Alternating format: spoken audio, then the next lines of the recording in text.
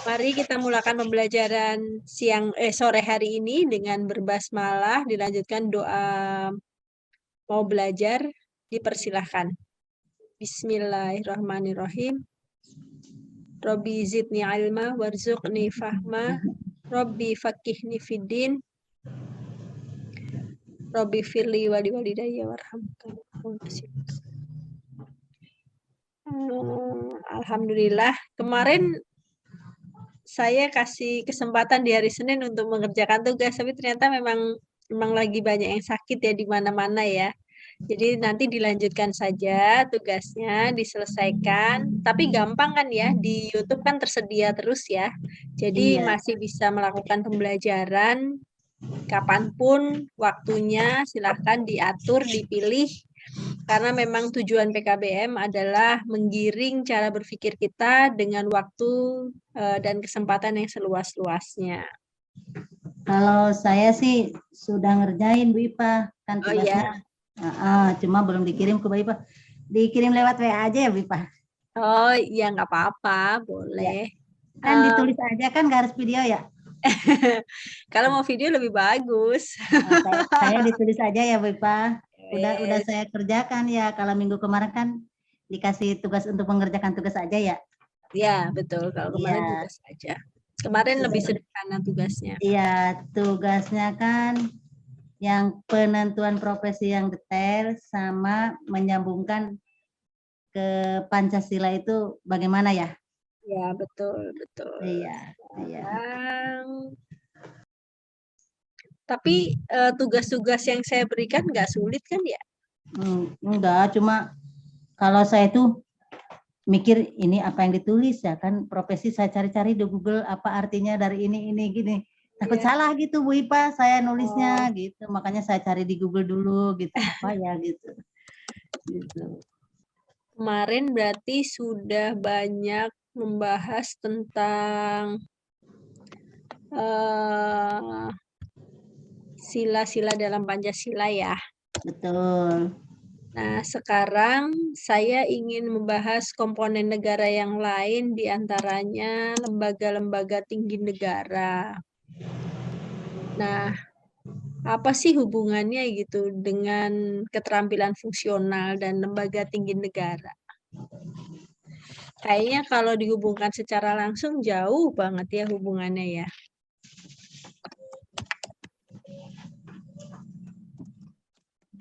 Tapi ternyata ketika kita sebagai warga negara tidak ada yang mengatur ini, kita jadi tidak tahu bahwa fungsi ataupun implikasi dari Pancasila sila yang keempat itu nyata dilakukan dalam kehidupan sehari-hari. Ya, karena negara yang kita anut ini adalah negara demokratis, maka musyawarah adalah puncak tertinggi dari penyelesaian setiap permasalahan. Nah, karena musyawarah ini harus terwakili, maka ada wakil-wakil rakyat yang harus duduk untuk meneruskan aspirasi-aspirasi rakyat ini. Jadi mulai bisa dipahami ya, kenapa kok kemarin kita membahas passion dan profession. Karena ternyata ketika ada yang bersinggungan, suatu ketika mungkin ada yang justru profesinya itu menolong orang lain, mewakili orang lain. Nah, terus itu passion dia. Terus professionnya apa? Mungkin ada yang menolongnya dalam karena dia suka di bidang hukum, maka dia mungkin menjadi pengacara, atau mungkin dia menjadi abdi negara, dan lain sebagainya. Jadi akhirnya kita menjadi sangat paham. Baik itu profesi yang ada dari zaman dulu sampai mungkin nanti akan masih familiar nantinya, itu selalu seiring selari dengan kebutuhan hidup manusia. Nah, disinilah kalau orang-orang yang memahami keterampilan dirinya, keterampilan yang dimilikinya, ya, itu dia akan lebih mudah lagi untuk mengidentifikasi profesi apa yang mau dia geluti. Sampai di sini bisa dipahami? Apa bingung? Saya ulang ya. Ini di sini nih apa ya, catatannya tuh harus bisa nggak ya? Sebentar. Kalau bikin di tempat satunya bisa atau enggak nih? Coba ya. Mudah-mudahan bisa. Saya ulang lagi ya. Kemarin kan kita kan tahu dulu tentang passion ya. Ya kan? Betul. Kemudian passion ini untuk menjadi profession. Profesi lah ya. Ya. Profesi. Nah, profesi-profesi ini kan mengatur kehidupan. Ya. Ketika kehidupan semakin kompleks, semakin banyak hal, contoh misalnya Fatimah sangat suka dengan psikologi bisnis ya. Ya Fatimah ya. Psikologi bisnis. Mungkin profesi yang dekat di psikologi perusahaan. Ya. Di perusahaan berarti ada hukum-hukum yang mengatur. Nah, jadi akhirnya ada pejabat-pejabat yang harus bekerja di situ. Nah, kan berarti namanya kehidupan manusia akan semakin kompleks.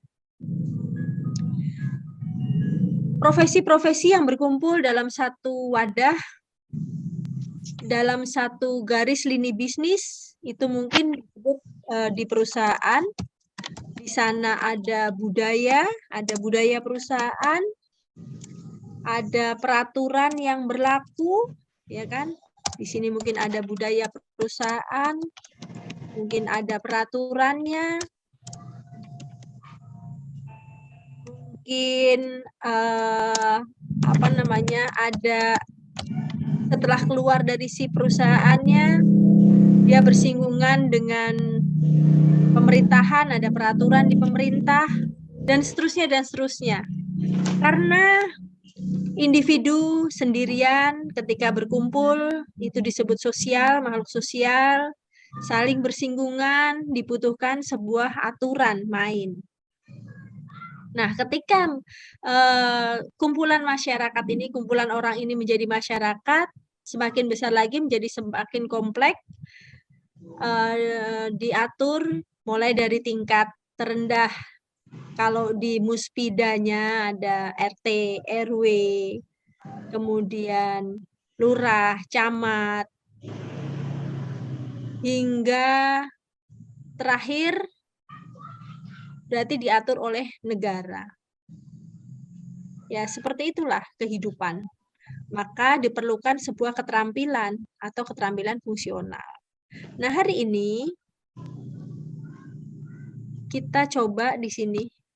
Nah ini yang saya kok nggak bisa ya. Kalau udah bikin di tempat lain, yang lama kok nggak mau, kenapa ya? Saya mau nulis di sini nih maksudnya nih. Nggak mau. Kalau nggak pakai pentab, ternyata begini ya. Coba gimana cara nulisnya nih. Oke, kita lanjutkan dengan lembaga tinggi negara. Jadi udah bisa dipahami ya tadi ya. Kompleksitas kehidupan itu sampai seperti itu. Jadi kenapa akhirnya kita menjadi ada kehidupan bernegara. Nah, puncak-puncaknya adalah lembaga-lembaga tinggi negara. Coba tolong dituliskan lembaga-lembaga tinggi negara ini. Yang lembaga tinggi yang biasa kita kenali. Coba. MPR ya. Ya, mulai dari berarti itu dari urutan ketatanegaraan berarti kalau yang dimulai dari MPR. Iya. Berarti dari bawah, Bu. Boleh aja. Dari RT, RW gitu. Oh iya, itu kan muspida ya namanya ya. Iya, betul. Boleh, kalau mau dari sisi yang lainnya, ayo, saya ingin kita berdiskusi ya kayaknya ya. Jadi biar nanti bisa lebih dipahami lagi, kenapa sih kok lembaga-lembaga itu penting untuk mengatur kehidupan ketatanegaraan di kita, dan itu seperti apa, sejauh mana. Nah, itu sampai seperti apa. Nah, ayo, yang diketahui.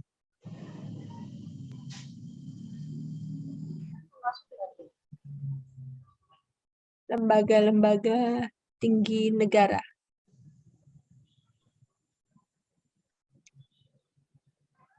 Ayo.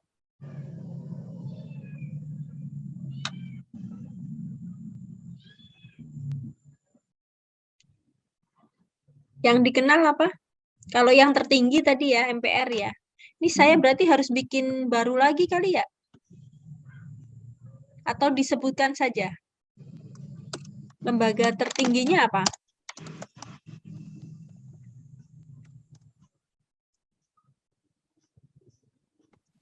Kalau lembaga tertingginya? Presiden. Bukan. Majelis Majelis per Permusyawaratan Rakyat, MPR. MPR.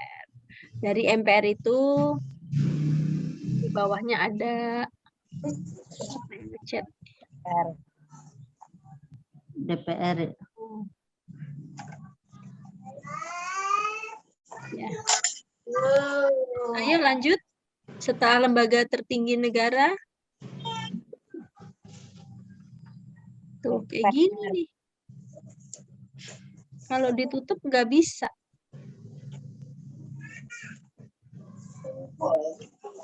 Jadi acak-acakan ya, mudah-mudahan bisa dipahami ya. Soalnya ini saya nggak pakai pentab, tadi saya lupa. Jadi ini. Kemudian sekarang setelah lembaga tertinggi, kita masuk ke lembaga tinggi negara. Ditulis aja langsung gimana ya? Saya nggak usah Boleh. ngetik. Iya, boleh Bu. Ya. Lembaga tinggi negaranya ada di bawahnya MPR atau yang mengisi di dalam MPR ada Dewan Perwakilan Rakyat. Rakyat. Terus apalagi? MK, Yang mengurusi keuangan, Mahkamah Konstitusi. Menteri. kalau yang mengurusi hukum ya betul Mahkamah Agung. Yang mengurusi keuangan, Badan Pemeriksa Keuangan. Keuangan, BPK. Nah, kemudian yang selalu bersama-sama dengan DPR khususnya juga mengkaji tentang undang-undang, diantaranya Dewan Pertimbangan Agung, DPA. Ya. Oke. Kemudian apa lagi? Komisi Yudisial. DPR, Bu. Ya, DPR kan tadi udah disebutin ya. Jadi ada berapa tadi lembaga tinggi negaranya? Kan kalau tertingginya MPR, kalau lembaga tinggi negaranya ada DPA, ada DPR, ada Mahkamah Agung, ada BPK. Ya, jadi ada 4, jadi 5 itu termasuk dengan MPR. Kemudian ada lagi berdasarkan fungsinya ada lembaga eksekutif, yudikatif, dan Legislatif. Ya. Oke ya. Kayaknya ini enak kalau saya kasih ininya deh.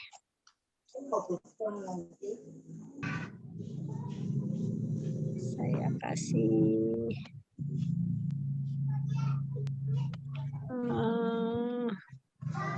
lembaga tinggi negara.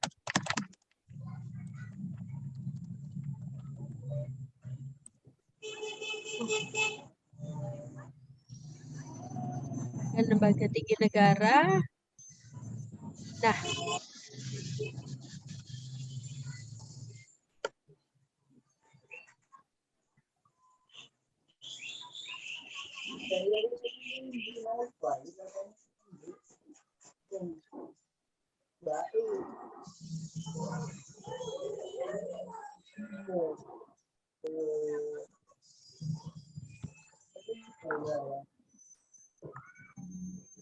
ini mudah-mudahan ini gampang dilihat.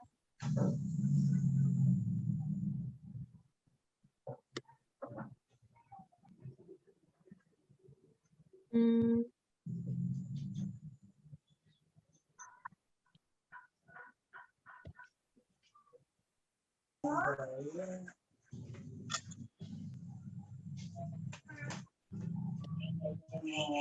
Kelihatan nggak? Ini tadi udah saya itu kan, tapi yang bawah-bawahnya jadi keikut. Nanti dipotong aja lah. Ya. Ini adalah lembaga-lembaga negara, ada lembaga yudikatif. Namanya yudikatif berarti yang berhubungan sama hukum dan peraturan ya. Di sini ada kekuasaan kehakiman, ada Mahkamah Agung sama Mahkamah Konstitusi. Apa bedanya Mahkamah Agung dan Mahkamah Konstitusi? Mahkamah Konstitusi berwenang memutus sengketa kewenangan lembaga negara yang kewenangannya diberikan oleh Undang-Undang Dasar Republik Indonesia tahun 1945.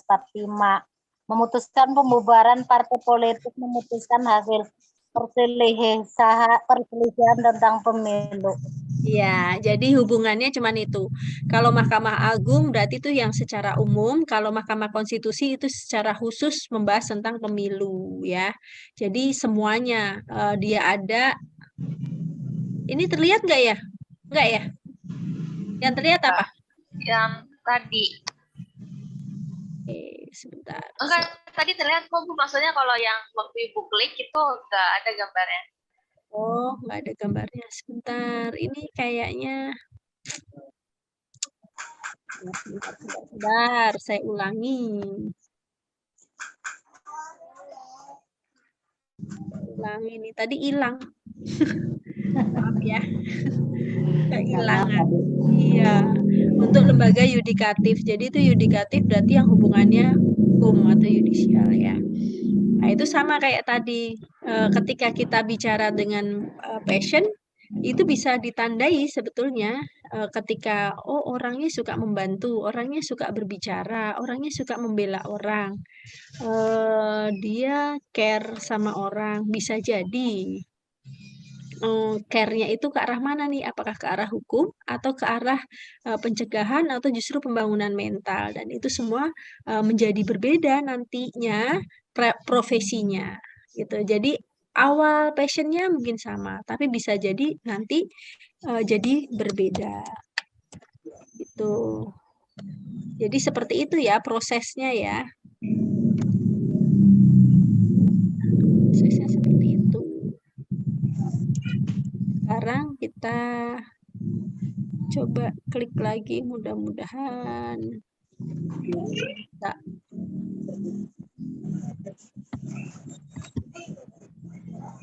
Mana ya?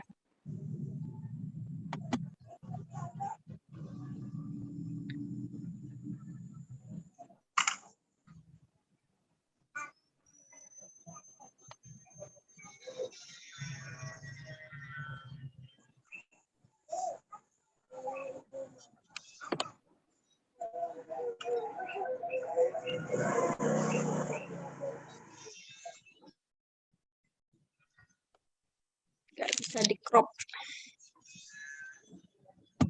Ini jadi kelihatannya kebuka sama yang lain, jangan ke distract ya sama yang lain karena kita fokus di ini aja ya.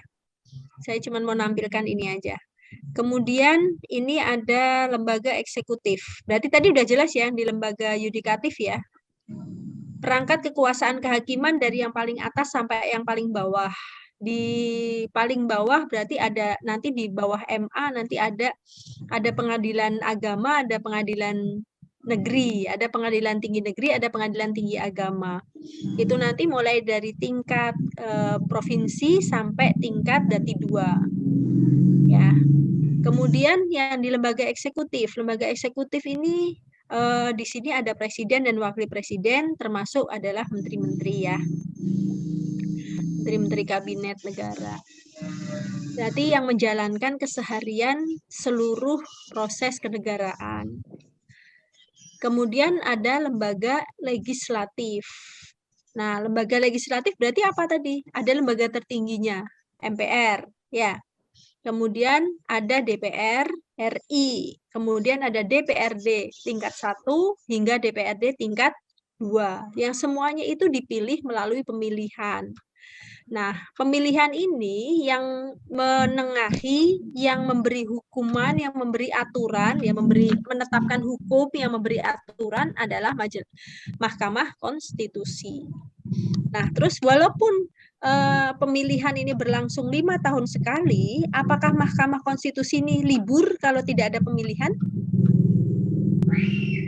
Libur nggak kira-kira? Tidak. Apa alasannya dia tidak libur?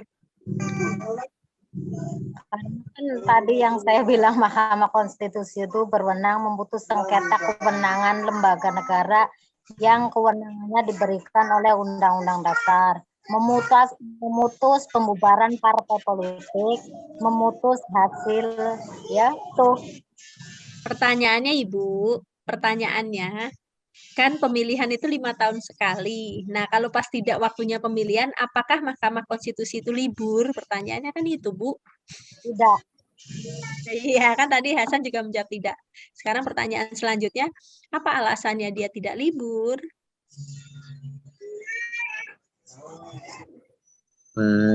Itu nggak sih Bu, mengontrol itu beberapa partai sama kewenangan yang itu sama presiden Ya, dan benar. menteri-menteri. Benar, itu memang tugasnya. Pertanyaan saya sederhana loh. Kan itu pemilu kan 5 tahun sekali. Nah, kalau pas tidak pemilu, dia libur atau enggak? Kan tadi pada sepakat jawab tidak libur. Nah, kalau tidak libur berarti dia ngapain?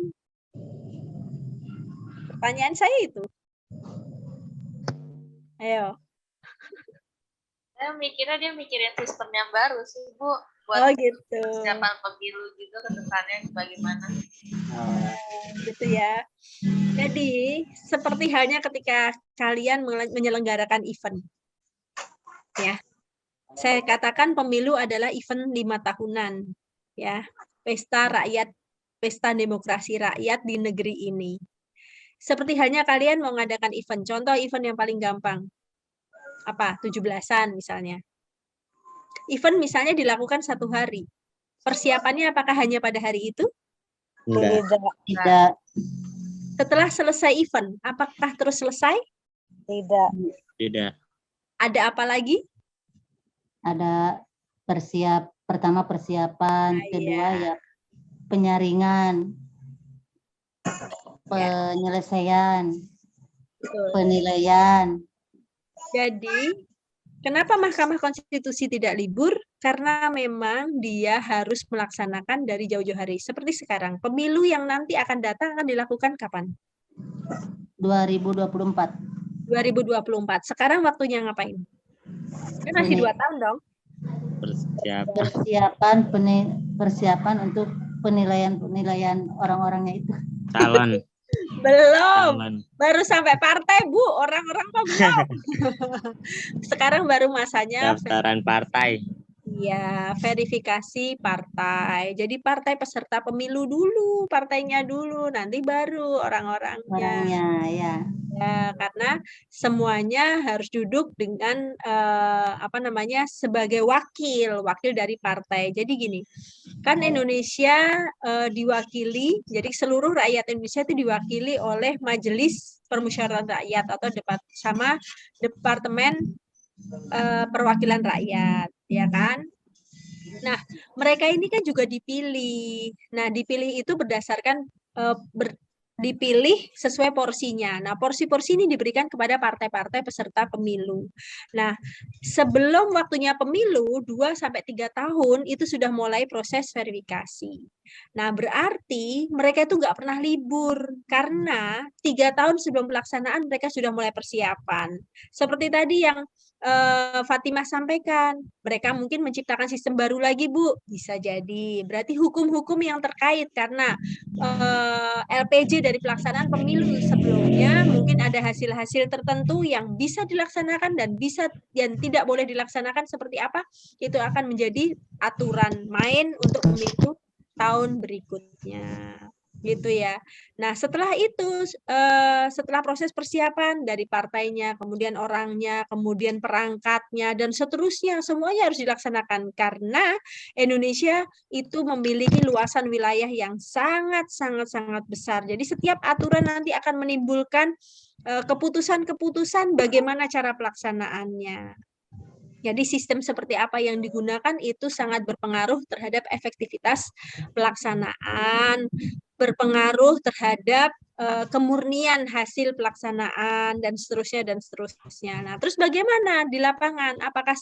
Apakah tidak ditemui kecurangan? Pasti ada. Pasti ada. Berarti disitulah Mahkamah Konstitusi juga bekerja kembali.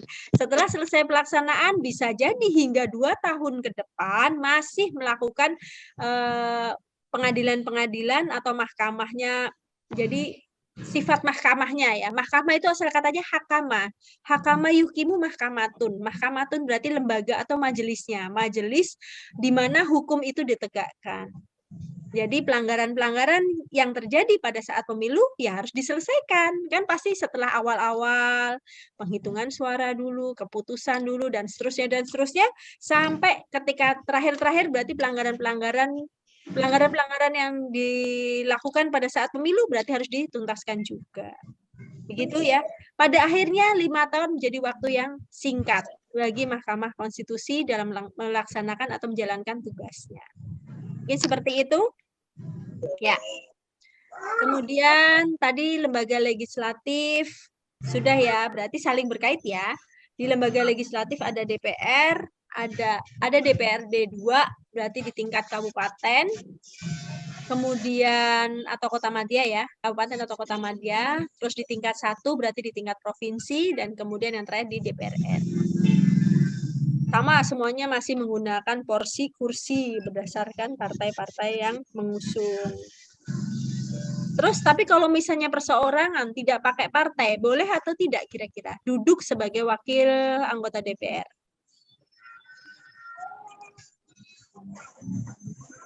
Boleh nggak? Nggak boleh. Hah? Nggak boleh? Masa? Udah pernah ikut pemilu belum, Hasan? Belum. Oh, belum. Pantas belum tahu ya. Mungkin Bu Tira, Bu Waryati yang sudah pernah ikut pemilu, coba diceritakan boleh tidak kalau mendaftar sebagai peserta calon anggota DPR tapi tidak diusung oleh partai manapun, boleh atau tidak? Boleh kali. Setahu saya boleh sih, Bu. Boleh. Boleh ya. Boleh.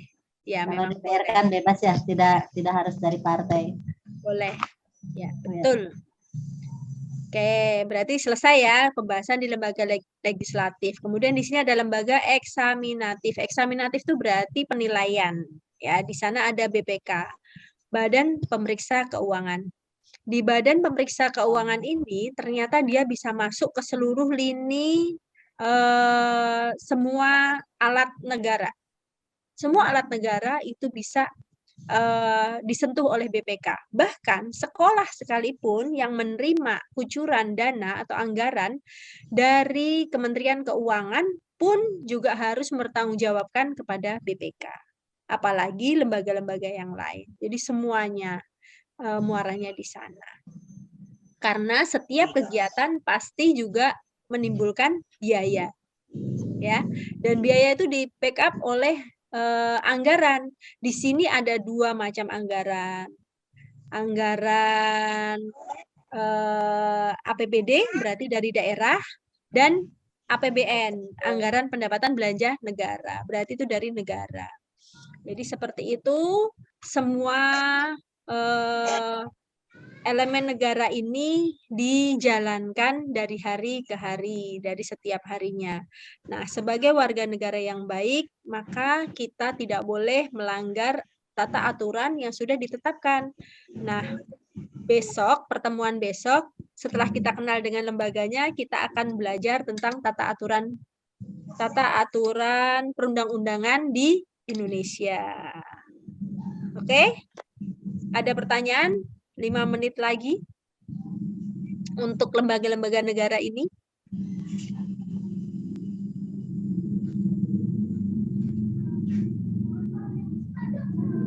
Kalau nggak ada pertanyaan, saya yang bertanya. Enak kan? Ya. Di sini kan tadi kita sudah membahas tentang lembaga tertinggi negara ya. Apa tadi lembaga tertinggi negara, Bu Tira? MPR. MPR. Apa singkatannya, Hasan? Majelis Permusyawaratan Rakyat. Oke. Berarti di negara ini, sebagai negara demokratis, hal yang paling dijunjung tinggi adalah Rakyat. Musyawarah. Berarti musyawarah ini sangat jelas ada di sila keberapa? 4. Apa itu? Perwakilan yang dipimpin oleh hikmah kebijaksanaan oleh permusyawaratan dan perwakilan. Dalam permusyawaratan perwakilan. Jadi ternyata memang kepemimpinan dengan metode musyawarah ini menumbuhkan jiwa-jiwa bijaksana, menumbuhkan orang-orang yang mampu mengendalikan emosionalnya menjadi pribadi-pribadi yang bijaksana. Itu harapan negara, harapan founding father negara ini. Tapi hari ini kira-kira nih ya, kita sering ada di dalam masyarakat. Masyarakat lebih mudah tersulut emosinya atau lebih mudah bijaksananya? Lebih mudah Tersulut emosi. Ya. Dibuktikan dengan adanya banyak kasus-kasus bullying, banyak kasus-kasus body shaming, banyak kasus-kasus taburan, kekerasan, baik itu kekerasan dalam rumah tangga maupun kekerasan daerah kampung ya, pelajar ataupun kampung. Berarti hal seperti ini seharusnya menjadi PR buat kita semua. Yuk, kalau kita sama-sama mengaku sebagai warga negara, kita mulai dari diri kita saja, mengendalikan atau kita menjadi master emosional kita sendiri. Insya Allah, kita akan menyumbang banyak kebaikan untuk lingkungan kita. Ya gitu mungkin ya Fatimah ya? Iya, Bu. Jadi hari ini remaja sangat-sangat mudah tersulut emosi, sangat-sangat mudah orang tua sangat mudah emosi sehingga anaknya juga mengalami salah asuh ya, salah asuh dan itu akhirnya jadi kayak benang kusut. Mirip stunting nggak sih, Bu? Bisa jadi. Sekarang gini aja. Bahkan ketika kita melihat acara rapat DPR ya atau rapat komisi di DPR RI misalnya. Kadang-kadang kita juga ngelihat kan betapa emosionalnya para wakil rakyat. Yuk coba kalau semuanya saling sadar, kita semuanya sadarin aja. Kita menyikapi apapun dengan mengedepankan musyawarah. Seperti yang diharapkan oleh founding father negara ini. Kira-kira semua itu menjadi lenyap tidak? Iya. Permasalahan-permasalahan sosial itu menjadi hilang tidak? Hilang. Ya. Akhirnya negara ini akan menjadi negara yang tentram, negara yang damai. Karena awalnya kedamaian adalah toleransi. Iya. Dan awalnya orang mudah bertoleransi karena dia memiliki kecerdasan emosional yang cukup baik. Sehingga kebijaksanaan dia peroleh dengan mudah. Ya, demikian dari saya. Hari ini saya tidak mau memberikan tugas soal, tapi saya benar-benar minta tolong, saya benar-benar minta tolong buat diselesaikan tugas-tugas yang lalu dan tolong ingatkan saya untuk pertemuan besok kita fokus membahas tentang apa tadi? Kewarganegaraan. Bukan. Apa tadi? Itu Apa coba baru beberapa menit? Lembaga tinggi negara. Loh, lembaga tinggi negara kan hari ini, Bu. Sekarang, iya. Kalau minggu depan apa? Tata urutan perundang-undangan di Indonesia. Tolong dipersiapkan ya materinya ya, karena saya hanya ingin berdiskusi. Oke? Jadi saya mungkin tidak akan berikan materi, tapi saya ingin mengajak berdiskusi. Syukur-syukur peserta semakin banyak dan komplit, jadi nanti kita bisa buat kelompok-kelompok kecil. Oke? Ya, alhamdulillah tepat jam 4. Usai sudah pembahasan kita pada sore hari ini. Mohon maaf bila ada salah kata dan salah pengertian. Insya Allah dengan pemahaman ini menjadikan kita tahu hakikat kita sebagai manusia ternyata cukup kita mengendalikan apa yang ada di dalam diri kita, maka itu akan keluar menjadi banyak buah kebaikan bagi diri dan lingkungan kita semua. Mari kita sempurnakan pertemuan kita pada sore hari ini dengan berhamdalah bersama-sama. Alhamdulillahirabbil alamin.